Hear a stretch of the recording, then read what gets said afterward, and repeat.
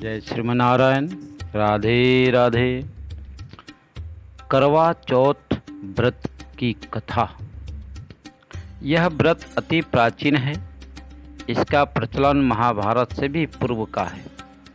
यह व्रत सौभाग्यवती महिलाओं के लिए उत्तम माना गया है। सामान्य मान्यता के अनुसार सुहागिन इस व्रत को अपने सुहाग यानी पति की दीर्घ आयु के लिए रखती है। कहा जाता है इसे पांडवों की पत्नी द्रौपदी ने भी यह व्रत किया था। यह व्रत कार्तिक के कृष्ण पक्ष को चंद्र की उदय होने पर चतुर्थी में इस व्रत को किया जाता है। आइए जानते हैं व्रत की विधि विधान। कहते हैं कार्तिक मास की कृष्ण की चतुर्थी को करवा चौथ कहते हैं। सुहागिन स्त्रियां के लिए यह बहुत ही श्रेष्ठ व्रत है। स्त्रियां इस व्रत को पति की दीर्घजीवी होने के लिए करती है। इस दिन सुहागिन स्त्रियां चावल पीस करके दीवार पर करवा चौथ बनाती है, जिसे बर कहते हैं। यह करवा चौथ में पति के अनेक रूप बनाए जाते हैं तथा सुहाग की वस्तुएं जैसे चूड़ी, बिंदी, बिछुआ, मेहंदी, महावर आदि के साथ साथ दूध देने वाली गाय, करुआ बेचने वाली कुम्हारी, महावर लगाने वाली नाइन, चूड़ी पहनाने वाली मनिहारिन, 7 भाई और उनकी इकलौती बहन सूर्य, चंद्रमा, गौरी और पार्वती आदि देवी देवताओं के चित्र भी बनाए जाते हैं। सुहागिन स्त्रियां को इस दिन निर्जल व्रत रखना चाहिए। रात्रि को जब चंद्रमा निकल आए तब उसे अर्घ दे करके भोजन करना चाहिए। पिल्ली पट्टी की गौरी बना करके उनकी पूजा करनी चाहिए। यदि दीवार पर करवा चौथ बनाने में कोई असुविधा हो तो करवा चौथ का चित्र बाजार से लाकर भी दीवार पर चिपकाया जा सकता है। कहते हैं करवा चौथ व्रत की एक कथा भी है। एक साहूकार था जिसके 7 बेटे और 1 बेटी थी। 7 भाई और बहन एक साथ बैठ कर के भोजन किया करते थे।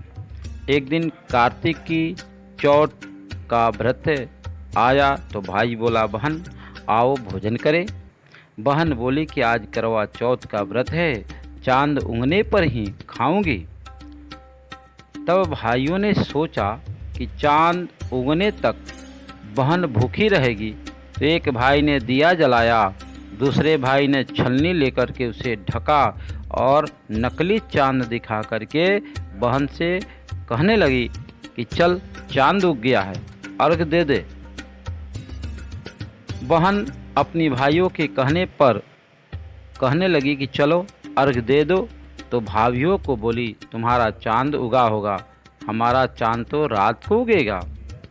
बहन ने जब अकेले ही अर्घ दे दिया और खाने लगी तो पहले ही ग्रास में बाल आ गया, दूसरे ग्रास में कंकड़ आया और तीसरे ग्रास में मुंह की ओर किया तो उसकी ससुराल से एक संदेश आ गया कि उसका पति जो है बीमार है, जल्दी भेजो।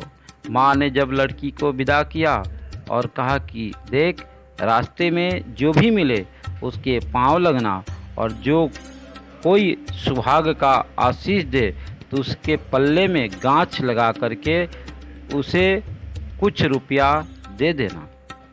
बहन जब भाइयों ने विदा हुई तो रास्ते में जो भी मिला उससे आशीष दी कि तुम 7 भाइयों की बहन, तुम्हारे भाई सुखी रहे और तुम उसका सुख देखो। सुहाग का आशीष किसी ने भी नहीं दिया।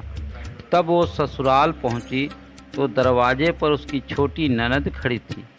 वह उसके भी पांव लगी तो उसके कहा कि जाओ सुहागिन रहो सपूतो।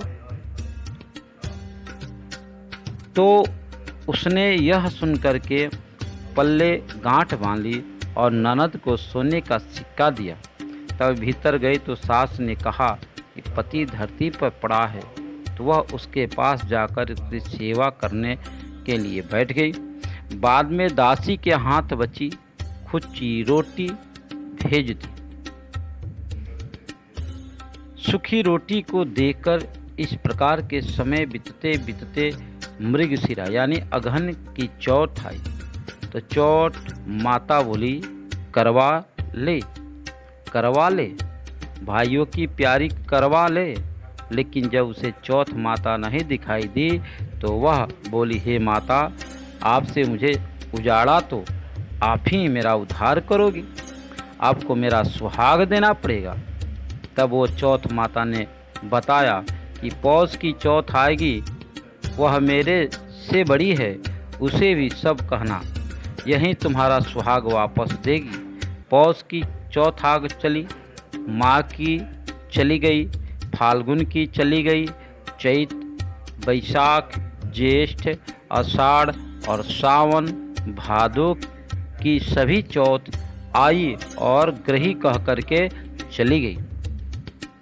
आगे बोली, आगे वाली जो को कहना कि आश्विनी की चौथ आई तो उसने बताया कि तुम पर कार्तिक की चौथ नाराज है, उसी से तुम्हारा सुहाग लिया है, वहीं वापस कर सकती है, वहीं आएगी तो पांव पकड़ कर के विनती करना। यह सुन कर के वह भी चली गई। जब कार्तिक की चौथ आई तो वह गुस्से में बोली, भाइयों की प्यारी करवा ले, दिन में चांद उगनी करवा ले, व्रत खंडन करके करने वाली करवा ले, भूखी करवा ले।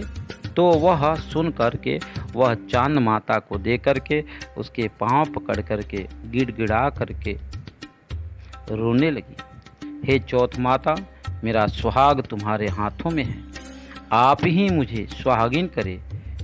तो माता बोली, पापिन हत्यारिन, मेरे पांव पकड़ करके क्यों बैठी है।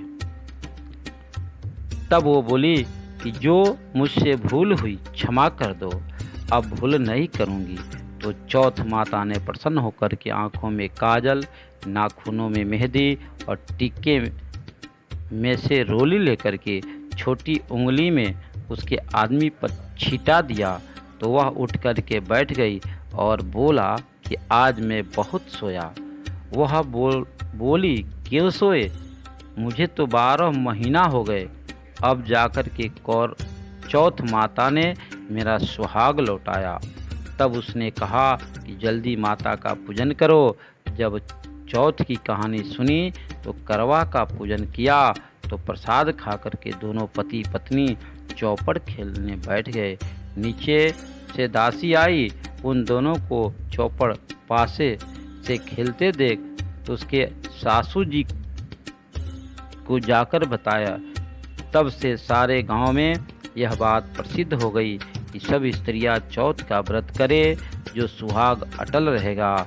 जिस तरह से साहूकार की बेटी का सुहाग दिया, उसी तरह चौथ माता सबको सुहागिन रखे। यही करवा चौथ के उपवास की सनातन महिमा है। बोलिए करवा चौथ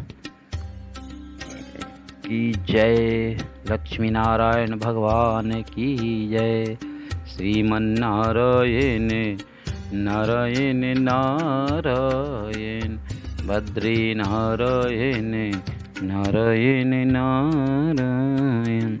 यह नारी जाति के लिए यह व्रत है जिसको हम करवा चौथ व्रत कहते हैं। इस व्रत की बड़ी सुंदर विधान, दिन भर उपवास करे, शाम को चंद्रमा की उदय होने पर जल प्रदान करे और स्वयं जो है जल प्रदान करने के बाद आप अपने पति का स्वरूप जो है चलनी में लोग देखते हैं और देख करके आप जो है पानी पिलाओ, पति की नमन बंधन करे और नमन बंधन करके और पति से आशीर्वाद ले। तब जो है पति को खिलाने के बाद स्वयं जो है पारण करे। अगर कोई सुहागिन स्त्रियां ऐसी करती हैं तो उनके पति का आयु जो है लंबी होती है, पत्नियां जो है सुहागिन होती है और पति की सेवा करके पति के लिए तो सबसे सर्वश्रेष्ठ, कुछ करे या न करे, जो पत्नियां, जो नारियां पति की सेवा करती है तो उसके लिए कुछ भी अदेय नहीं है और परमात्मा उस पर बड़े प्रसन्न रहते हैं। वो पतिव्रता नारी सबको अपने बस में कर लेती है, यहाँ तक कि ब्रह्मा विष्णु महेश को भी बस में कर लेते हैं। ऐसे पतिव्रता माता अनसुईया की कथा किसने नहीं जानती है, जो अपने पातिव्रत धर्म को पालन करते हुए यहाँ तक कि ब्रह्मा विष्णु महेश तीनों को अपने वशीभूत कर ली और प्रेम की डोर में बांध करके अपने गोद में बालक बना करके और गोद में खिलाने लगी। ऐसी पातिव्रत धर्म की शक्ति है जो मात्र नारी अपने पति की सेवा करके और इस संसार भव सागर से पार हो सकती है। ये नारियों के लिए बड़ा सुंदर और पवित्र व्रत है और इस व्रत में नारियां जो है मात्र सेवा भाव करके, नारियों को कुछ करना नहीं है, बस पति का जैसा आदेश हो उस आदेश के अनुसार चले, उसके अनुसार आप नियम पालन करें, वह गदगद रहे, आनंदित रहे। ऐसे व्रत का ये फल है, सबको करना चाहिए। सबको शक्ति की आवश्यकता है, शक्ति संचय करे और कलयुग में तो कहा ही गया है, अर्थ न धर्म काम रुचि। अर्थ धर्म काम चाहिए तो नारियों को चाहिए कि पति की सेवा करते हुए, उनके आदेश को पालन करते हुए, संत के सानिध्यता, पति की सेवा ही सबकी सेवा है और अपने पति की सेवा करते हुए इस भव सागर से पार हो सकती है। तो पातिव्रत सर्वश्रेष्ठ धर्म है। जो नारी इसको स्वीकार कर लेती है उसका जीवन अकेला ही नहीं 21 पीढ़ियों का उद्धार करते हुए धन्य धन्य हो जाती है। ऐसी पातिव्रत धर्म का ध्वजा है। जय श्री राम।